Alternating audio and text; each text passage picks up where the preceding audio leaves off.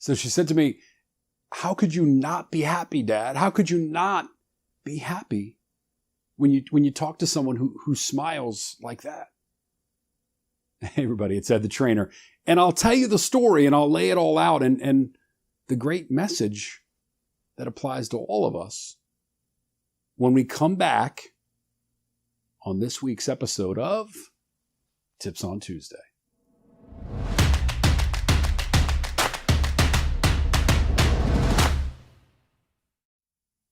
So my kids and I, we went out to eat, grab a bite to eat for dinner the other night, and we were up at the counter making our order, and Julia, one of the nicest, kindest people that we'd ever met, helped us out.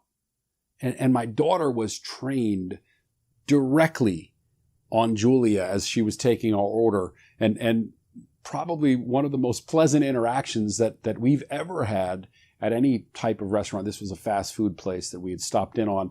And we went back to the table and my daughter was just beside herself at how helpful Julia had been. She said to me, Dad, she was smiling. Her smile was so awesome. She was so happy. How could you not walk away from that interaction and be happy yourself? How couldn't you be happy after dealing with Julia?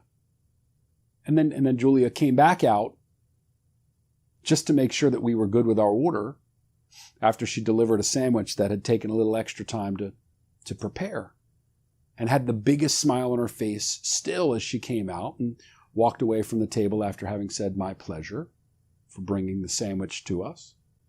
And my daughter said, "See, Dad, see? How could you not be happy?" And I thought to myself, this is exactly the message that we should all be taking in ourselves. How do we treat other people around us? What do people take away, right, from the interactions that they have with us? And I mentioned to my daughter, this is exactly how we should think to treat others as well. And frankly, whether it's at the middle school, the high school level, the professional level, however we interact with people, that should be our primary goal. That they walk away from us having a better day because of being around us, right? Don't you want to be that energy? Don't you want to be that person that charges other people up? And listen, I know it's difficult. I'll admit it myself. Sometimes I'll walk away and think, man, I could have been better. And a lot of times it's with my kids, right? I'm not perfect by any stretch. Sometimes my kids walk away and I think to myself, man, I need to go apologize to my son, my daughter, my wife, because I was a little rude.